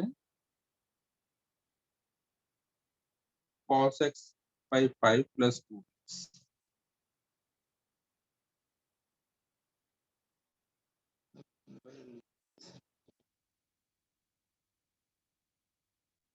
इसमें भी हम लोग ऐसे ओपन कर लेंगे, पहले 1/5 cos x प्लस 1/√x का मतलब वो x की पावर -1/2 ना, यहाँ पे 1/5 बाहर गया, cos x का इंटीग्रेशन sin x, x की पावर -1/2 है ना, -1/2 है तो पावर में 1 ऐड करेंगे, 1 ऐड होगा तो हाफ आ जाएगा, प्लस हाफ, और नए पावर से डिवाइड कर दे, +3, तो ये हो गया 1/5 sin x plus 2√x plus 3।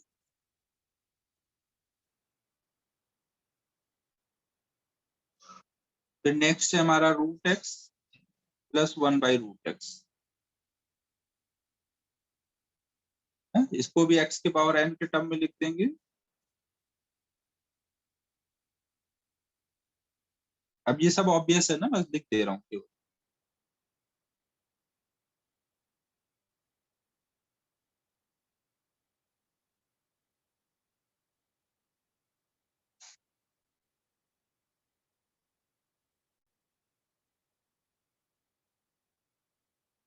ठीक है बच्चों, ये सब क्लियर है आपको।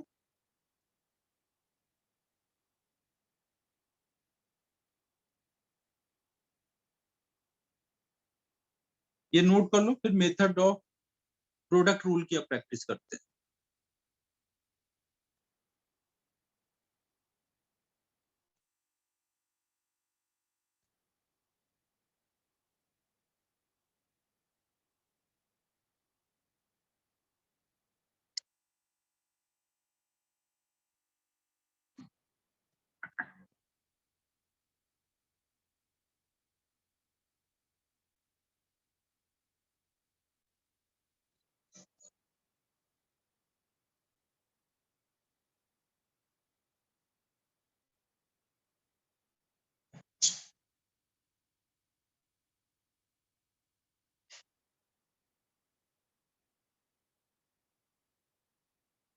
हाँ, प्रोडक्ट रूल या फिर इंटीग्रेशन बाय पार्ट ऑफ, हम लोग उसकी प्रैक्टिस करने जा रहे हैं ना।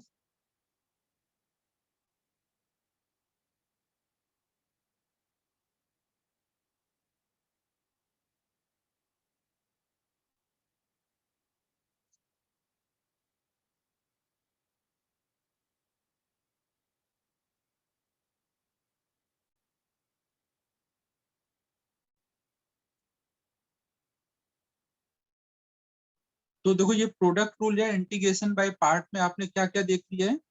हमें पता है कि अगर दो फंक्शन होंगे u इंटू वी, तो हमें क्या करना है, एक को फर्स्ट फंक्शन मानना है, दूसरे को सेकंड फंक्शन, और फर्स्ट फंक्शन को बाहर निकालना है, सेकंड को इंटीग्रेट करना है, फिर माइनस साइन फंक्शन को डिफरेंशिएट करना है, सेकंड फंक्शन को इंटीग्रेट करना है, और उनके प्रोडक्ट का इंटीग्रेशन कर देना है।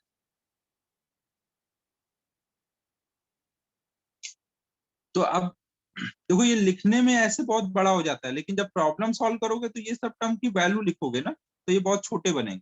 अभी जैसे मैंने ऊपर एग्जांपल में लिया था, आपको du by dx की वैल्यू डाल देनी है, इंटीग्रेशन ऑफ v dx की वैल्यू डालनी है, तो ये बहुत छोटा बनता है।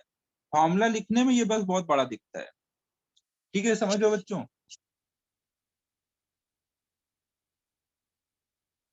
तो मेन देखो यहाँ पे क्या है, मेन यहाँ पर है कि फर्स्ट और सेकंड किसको मानोगे ये निकालना। तो फर्स्ट और सेकंड निकालने के लिए हमारे पास एक रूल है, आई लेट ना। हम लोग आई लेट वाला ऑर्डर फॉलो करेंगे। आई का मतलब होगा, आई मतलब इनवर्स ट्रिग्नोमेट्रिक फंक्शन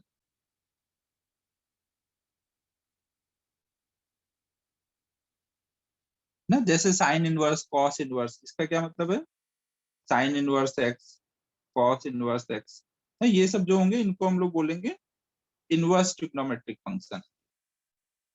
नहीं, ये अभी आपको पढ़ाया नहीं गया है ना, बस आप मान लो कि ऐसा कुछ होता है।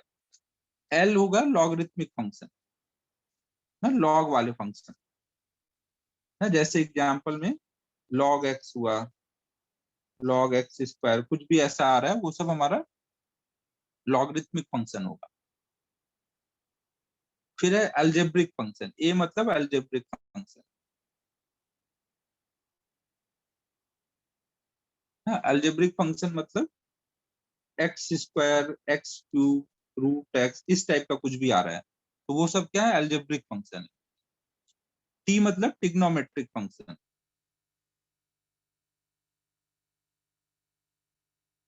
है, जैसे कि sine X, cos X, tan X, sec X, ये सब ट्रिग्नोमेट्रिक फंक्शन है। और ई मतलब एक्सपोनेंशियल फंक्शन है। एक्सपोनेंशियल फंक्शन मतलब ई के पावर एक्स ना, ऐसा कुछ आएगा तो वो एक्सपोनेंशियल फंक्शन।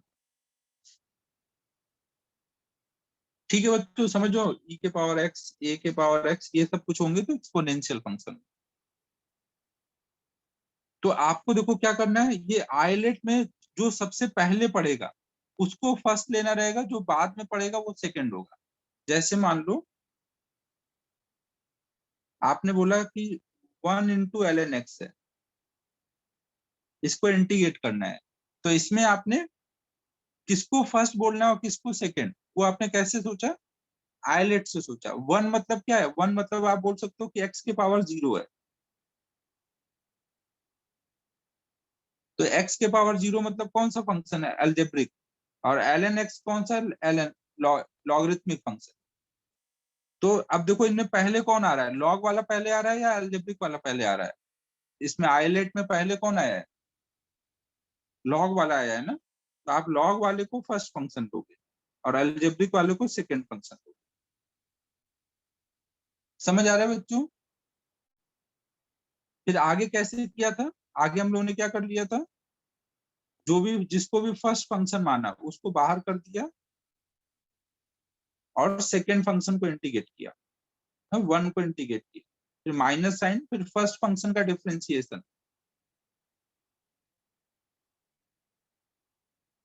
सेकेंड फंक्शन का इंटीग्रेशन, और इस पूरे प्रोडक्ट का फिर से इंटीग्रेशन। ये देखो शुरू में समझाने के लिए ऐसे स्टेप्स लिख रहा हूँ, अदरवाइज ये सब वैल्यू डालते जाना है, जल्दी जल्दी सॉल्व होता जाएगा। तो यहाँ आ जाएगा ln x इंटू वन का इंटीग्रेशन x होगा, ln x का डिफरेंशिएशन करोगे 1/x आएगा, केवल वन का इंटीग्रेशन x आएगा, उनको मल्टीप्लाई करके इंटीग्रेट करोगे तो केवल x आ जाएगा।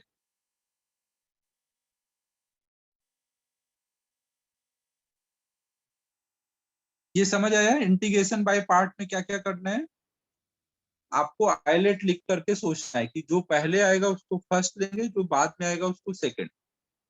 अब ये नोट करो, इस पे अब प्रैक्टिस कराता हूँ। और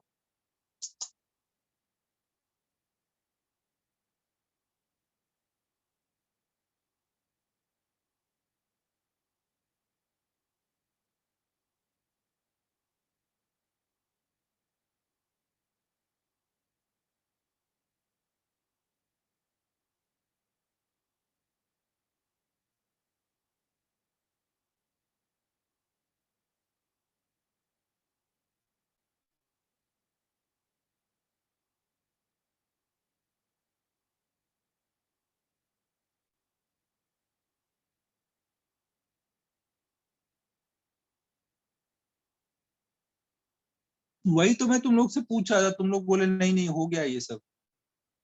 प्रोडक्ट रूल पूछा तो था कि प्रोडक्ट कराया गया क्या।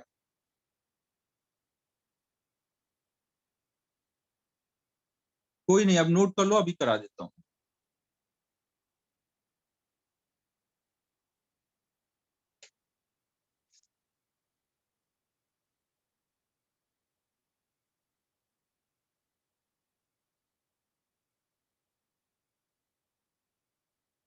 नहीं, ये शॉर्ट में हम इसको क्या बोलेंगे, आयलेट है ना, ये हमने क्या लिखा हुआ है यहाँ पर, आयलेट ना, ऐसे वर्ड याद रहेगा। आयलेट में ऑर्डर देख करके हम फर्स्ट और सेकंड डिसाइड करें।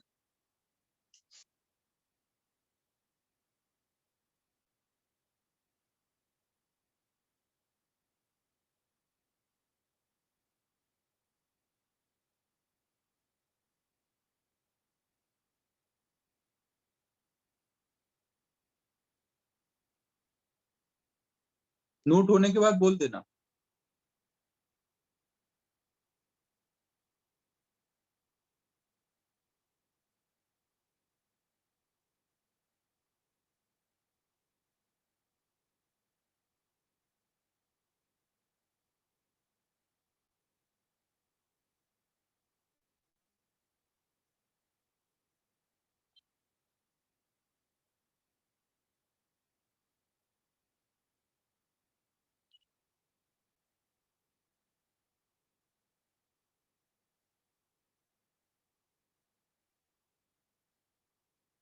ठीक है, इसके बाद अब ये प्रॉब्लम ट्राई करो सभी। एक्स एल एन एक्स का इंटीग्रेशन, ये क्वेश्चन ट्राई करो।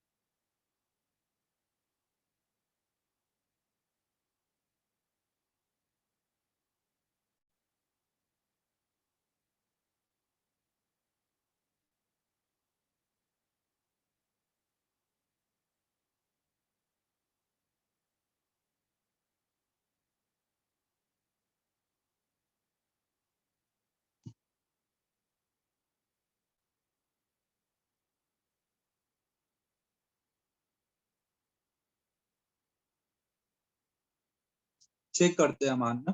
डायरेक्ट मैसेज नहीं करो भाई, चैट टू एवरीवन ही किया करो।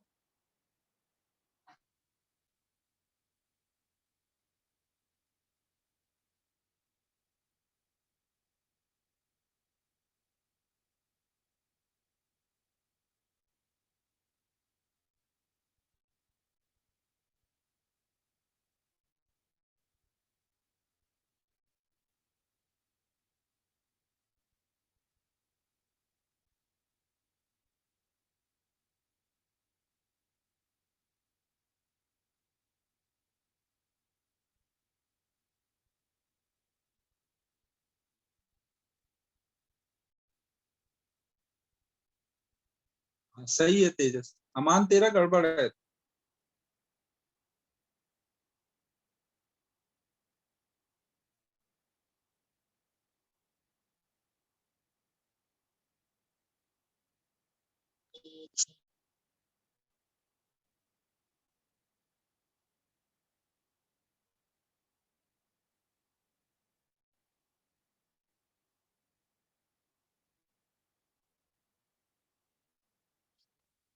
कर लिया सबने।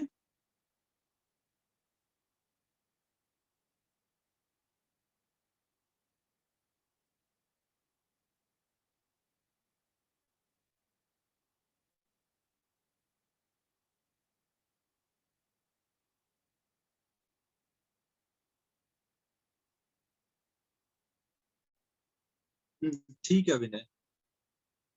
ठीक है, अब मैं सॉल्व करता हूँ ना। हम लोग देखो यहाँ पे क्या क्या हमारे पास फंक्शन, एक एक्स है और एक एल एन एक्स है ना। एक्स मतलब अलजेब्रिक फंक्शन और एल एन एक्स मतलब लॉगरिथमिक फंक्शन। फिर हम लोग बगल में लिख लेंगे आइलेट। तो अब दिख रहा है कि एल पहले आ रहा है ना, फिर ए आ रहा है, मतलब ये हमारा फर्स्ट फंक्शन होगा और ये हमारा सेकेंड फंक्शन। ये हमारा फर्स्ट फंक्शन होगा और ये हमारा सेकेंड फंक्शन। तब हम लोग अब रूल के अकॉर्डिंग जाएंगे ना, फर्स्ट फंक्शन को पहले बाहर करेंगे, ln x को बाहर करेंगे और सेकेंड फंक्शन को इंटीग्रेट करेंगे। सेकेंड फंक्शन का इंटीग्रेशन कितना होगा, डायरेक्ट कर दूं या लिखूं पहले x का इंटीग्रेशन? यहाँ पहले लिखूं इंटीग्रल x dx या डायरेक्ट रिजल्ट लिख दूं? अभी लिख ही देता हूँ ना, पहली बार है। फिर बीच में माइनस साइन, फिर फर्स्ट फंक्शन का डिफरेंशिएशन। ln x का डिफरेंशिएशन कितना बोलोगे, 1/x ना, और सेकेंड फंक्शन का इंटीग्रेशन, x का इंटीग्रेशन कितना होगा, x²/2, फिर इनके प्रोडक्ट का इंटीग्रेशन। देख रहे हो, जब आप रिजल्ट लिखते जाओगे तो ये टर्म उतना बड़ा नहीं होता ना, फॉर्मूला बताने के टाइम ये बड़ा दिखता है। तब ये कितना आ जाएगा, ln x into x²/2 minus, यहाँ पे ये x से x कटेगा, वो केवल एक x बचेगा ना, ये 1/2 बाहर आएगा, केवल x का इंटीग्रेशन, केवल x का इंटीग्रेशन क्या होगा, x²/2। तो ये हमारा हो गया x²/2 ln x minus x²/4 plus 3। सबको समझ आया?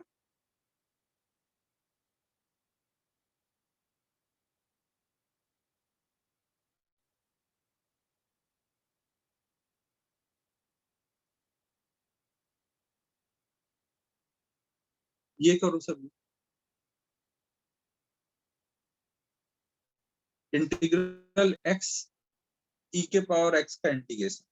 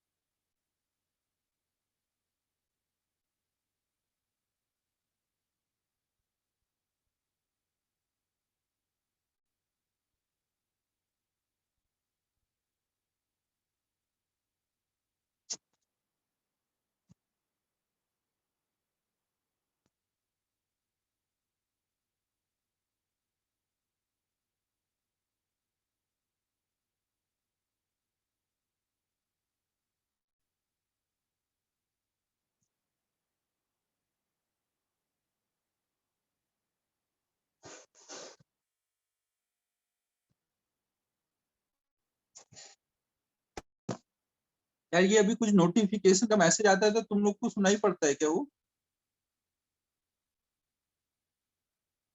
बीच बीच में अजीब सा पियानो का म्यूजिक सुनाई पड़ रहा है क्या? ठीक है, ठीक।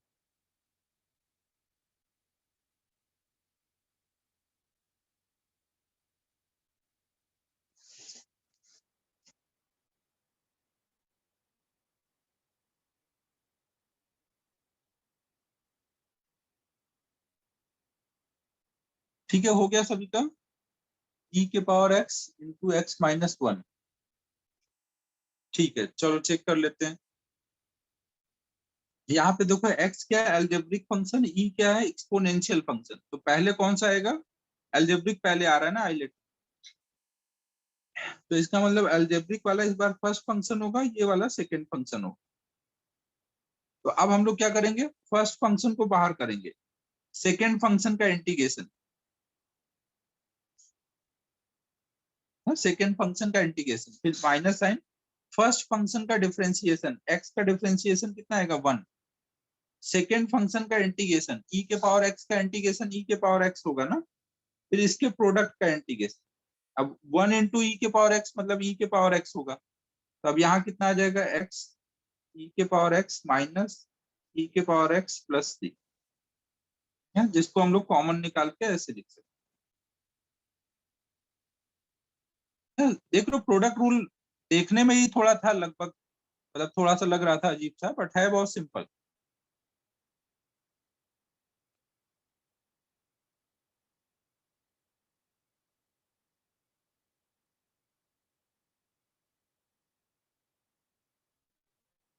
एक और ऐसे ही कर लो।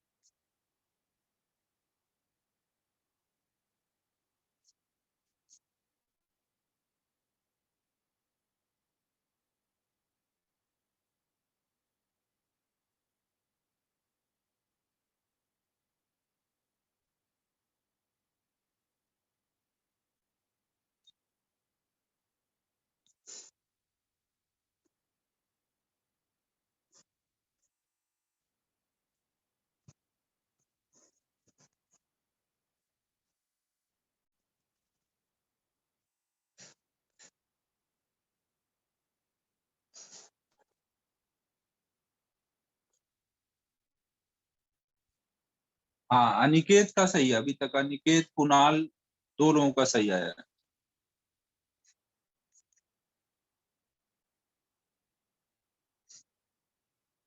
हाँ, ध्रुव का भी सही है। सही है विनय। चलो अब हम लोग कर लेते हैं। यहाँ पे हम लोग आइलेट से सोचेंगे। तो पहले अलजेब्रिक फंक्शन आएगा, फिर ट्रिग्नोमेट्रिक फंक्शन आएगा ना। एक्स मतलब अलजेब्रिक ना, तो ये पहले आ रहा है, साइन एक्स बाद में आ रहा है ना, ट्रिग्नोमेट्रिक बाद में आ रहा है। तो हम अलजेब्रिक फंक्शन को फर्स्ट फंक्शन लेंगे और इसको सेकंड फंक्शन लेंगे। अब हमारा रूल क्या रहता है, फर्स्ट फंक्शन को बाहर करो, फर्स्ट फंक्शन को बाहर करो और सेकेंड फंक्शन को इंटीग्रेट करो। फिर फर्स्ट फंक्शन को डिफरेंशिएट करो, एक्स का डिफरेंशिएशन कितना होगा 1। और सेकेंड फंक्शन को इंटीग्रेट करो, मतलब साइन एक्स को इंटीग्रेट करोगे तो देखो फॉर्मूला क्या है, minus cos x. Sine x के इंटीग्रेशन का फॉर्मूला माइनस कॉस एक्स है। फिर इसको प्रोडक्ट का इंटीग्रेशन, तो ये माइनस बाहर आएगा तो माइनस माइनस यहाँ प्लस हो जाएगा ना, तो यहाँ आ जाएगा एक्स। साइन एक्स का इंटीग्रेशन माइनस कॉस एक्स, यहाँ प्लस हो चुका है, प्लस कॉस एक्स है। कॉस एक्स के इंटीग्रेशन का फॉर्मूला साइन एक्स होता है, तो ये आ जाएगा minus x cos x plus sine x plus 3। ठीक है, सबको समझ आया? बस फॉर्मूला सही से देख लो ना, अगर कंफ्यूजन है तो फॉर्मूला देख लो एक बार। साइन एक्स का इंटीग्रेशन माइनस कॉस एक्स होता है, जबकि कॉस एक्स का इंटीग्रेशन प्लस साइन एक्स होता है। एक लास्ट और इस पे कर लो।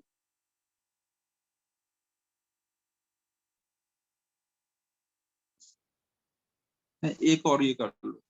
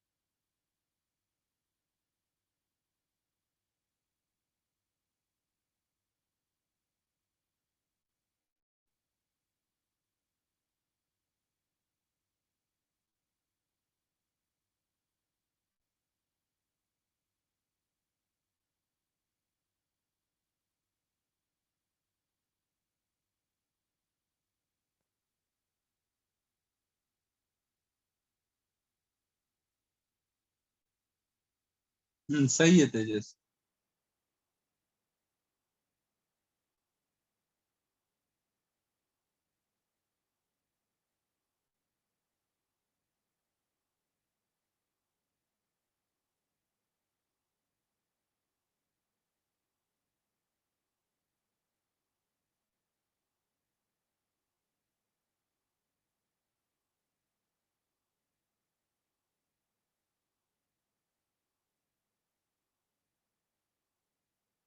ठीक है बच्चों, ठीक है। तो अब हमें पता है यहाँ पे क्या क्या करना है। फंक्शन कौन कौन से यहाँ पे, लॉगरिथमिक फंक्शन है और अलजेब्रिक फंक्शन है ना। लॉगरिथमिक फंक्शन और अलजेब्रिक फंक्शन, और एल पहले आता है, तो मतलब ये हमारा फर्स्ट फंक्शन है और ये सेकंड फंक्शन है। तो हम लोग फर्स्ट फंक्शन को बाहर कर लेंगे और सेकंड फंक्शन को इंटीग्रेट कर लेंगे। फिर माइनस साइन, फिर फर्स्ट फंक्शन को डिफरेंशिएट करेंगे। फर्स्ट फंक्शन का डिफरेंशिएशन 1/x और सेकंड फंक्शन का इंटीग्रेशन मतलब x³ by 3 और इनके प्रोडक्ट का इंटीग्रेशन। तो ये हो जाएगा ln x into x³ by 3 minus यहाँ कट होने के बाद ऊपर x² बचेगा, ये 3 बाहर आ जाएगा। अब अंदर केवल x² है ना, x² का इंटीग्रेशन x³ by 3 +3। तो x³ by 3 ln x minus x³ by 9 +3, ये हमारा फाइनल आंसर। ठीक है बच्चों, सबको क्लियर है ये। तो हमने देखो इंटीग्रेशन बाय पार्ट समझ लिया ना, थर्ड वाला रूल समझ लिया। अब हमें एक फिफ्थ वाला जो रूल था इंटीग्रेशन बाय सब्स्टिट्यूशन, उसकी प्रैक्टिस करनी है, तो वो हम लोग नेक्स्ट क्लास में करेंगे। अभी 5 मिनट का टाइम बचा हुआ है, तो इसमें हम लोग कांस्टेंट क्यों ऐड करते हैं हम लोग वो देख लेते हैं ना। कांस्टेंट ऐड करने का रीजन समझ लेते हैं। देखो हमें ये पता है,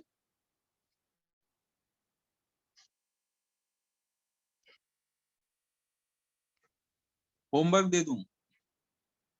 चलो अच्छा, अब नेक्स्ट क्लास में समझ लेंगे, होमवर्क दे देता हूँ।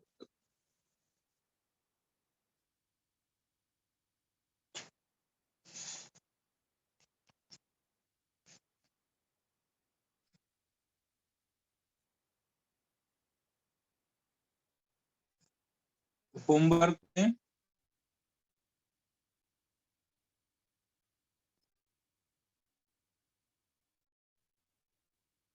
इलस्ट्रेशन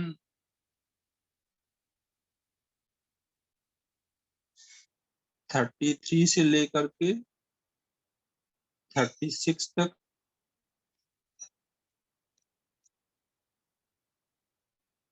फिर इन टेक्स्ट एक्सरसाइज 3 में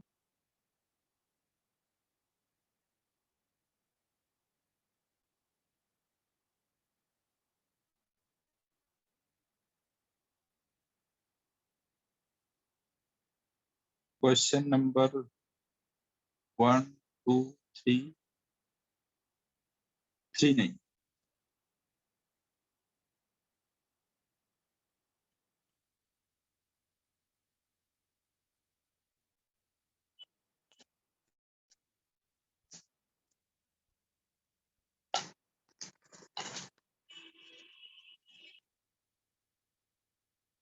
एक्सरसाइज 1 में क्वेश्चन नंबर 30, 31,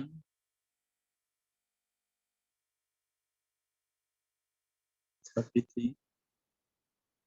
हाँ तो अभी डेफिनेट वाला नहीं दिया हूँ ना, डेफिनेट नहीं हुआ है अभी, तो अभी डेफिनेट दिया भी नहीं है। कोई है क्या डेफिनेट वाला? इंटेक्स 3 का, अच्छा हाँ हाँ सॉरी, ये वाला ये हटा दो ना, ये डेफिनेट इंटीग्रेशन है।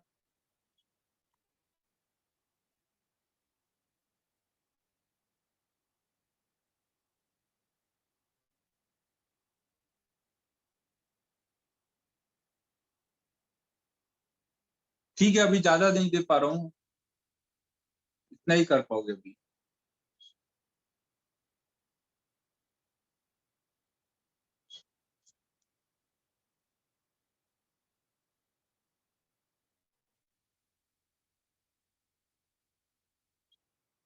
ठीक है बच्चों, फिर ये कर लो अच्छे से, रिवाइज वगैरह कर लेना। अभी तो बहुत सिंपल चल रहा है, तो रिवीजन नहीं भी करोगे तो चलेगा, बट जिनको लगे थोड़ा भी कंफ्यूजन है कर लेना ना।